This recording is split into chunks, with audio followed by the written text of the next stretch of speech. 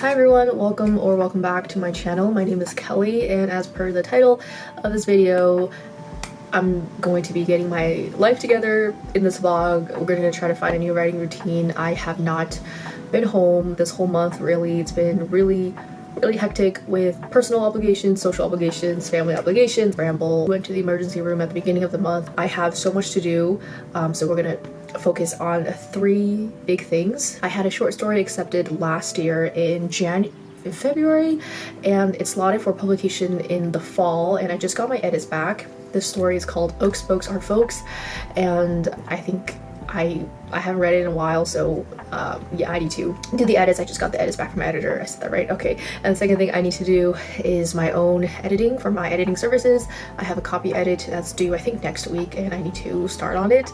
And I'm also editing for Augur magazine, so I have a poem that I'm editing for and a short story I'm editing for, and so I need to get all those in order. So those are the 3 big main tasks I need to do this week. In terms of my own novel, my own writing, like for my novel, I have not written much since the last time we spoke. I think I added about 2,000 more words, which is kind of nothing considering I can easily do 2,000 in a night, but that has been completely deprioritized. I'm really excited though to take a break from editing work, from my client work.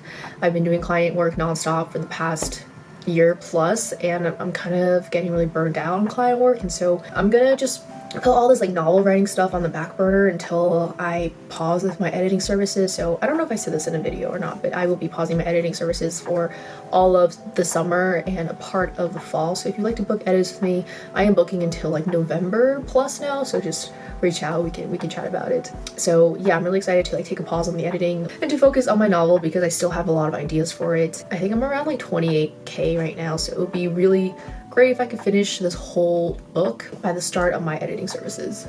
Hello? Got my earphones. One of the reasons why I think I haven't been vlogging is because I truly despise the way I look right now. I really regret cutting my hair. It's almost 8, it's Tuesday, and I honestly cannot concentrate on these edits. I don't know what's happening. I just feel like the story isn't good. Also really intimidated because last time I worked on edits, I felt like I didn't have enough time to work on them, and so I rushed them, and so now I'm like, I put myself in a weird spot where I know that I'm gonna be rushed if I don't work on this like soon, but I just like can't work on it because I'm so intimidated by it. So it's like a very awkward place. I think like I've kind of lost confidence in the story too because I submitted this application to be in this anthology, and I don't want to talk too much about it because I feel like I tried to explain this like 2 times in the vlog yesterday, and each time I explained it, it just like came out so wrong, so I just cut it. For this anthology, I used this short story as a sample, and it still got rejected. It got so rejected. I also submitted like 3 samples, and another sample I submitted was from this story. I just bought this issue. This came out in September, I believe. So I have a story in this issue. It's called Red and Green, Orange and Blue, Me and You. I literally just bought this a few days ago because I don't know how to explain this. Like, I was not happy with the short story. As I mentioned, I felt like I rushed the edits, and I felt like just like something like didn't feel right. But I'm kind of at the point where I'm like a little bit over my like bad feelings. This is the cover, not cover art, the commissioned art for my story, and this is me. I've only gotten rejections this year, but all the rejections I've gotten this year have been like custom rejections. They've been very encouraging, and this rejection from this application anthology was like a straightforward rejection. There was nothing about liking it. The thing that got me was the fact that like these weren't like random samples. Like, it's not like I just wrote something, had someone beta read them. These were like vetted. These were already vetted, and so I don't know. We're definitely going to go to a coffee shop after work today and just like do these edits because I cannot procrastinate any longer unless I want my story to turn out like the one in here, which yeah, I've come to peace with the fact that this was the best I could do at the time. I'm really glad they put me first in this issue. It makes me feel like people are going to read it. I like everything else in this issue. Like, I should be liking mine too. Like, it should be at that standard if everyone else's pieces are like really good too.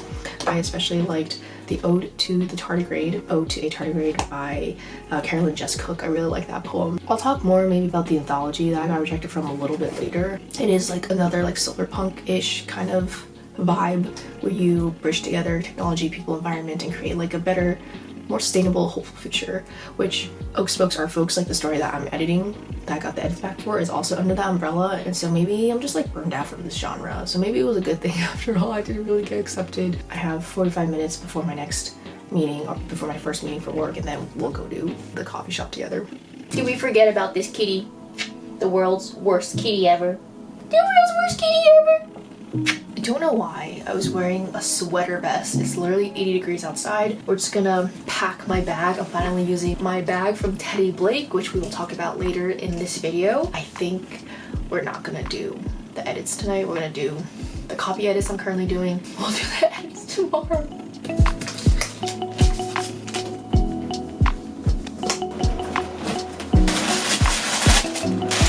Laptop.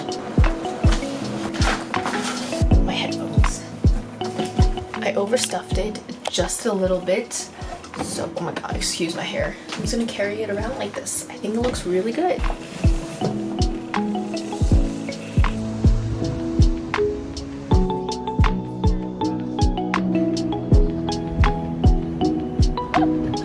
Before we get on to the rest of the video, I just want to give a huge thank you to Teddy Blake for collaborating with me on this video. As you guys saw, this is the bag I got from Teddy Blake, and I just want to quickly talk about it, also show you different ways to wear it. So one of the best things that I love about Teddy Blake is that it is truly made in Italy, and is truly made by the best crafters in terms of the resources and the people who are crafting this bag, and also the leather itself. I do not touch anything that I think can be any type of harmful to animals, and I trust and I know that Teddy Blake uses sustainable leather. And that's like one of the best things about having a luxury bag, is that you know that the quality and the way it's made and the people who are making it are actually putting in thought and care. So this one is called the Gigi Palmetto 15.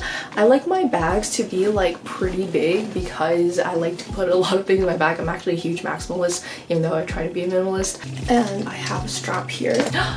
How cute! I haven't worn it like this yet. How cute is this? I like it. What I love most about Teddy Blake is that their bags are very, very high quality with kind of like a lower price point, which is crazy considering that their quality and their craftsmanship is really, really next level. If you're worried there's not something for you, don't worry, there will be. They offer a ton of different styles and varieties. I think I'm pretty picky with my bags. I like big bags, and I found something for me. If you're interested in checking out Teddy Blake, I do have a discount code TBKelly30 for $30 off your next purchase.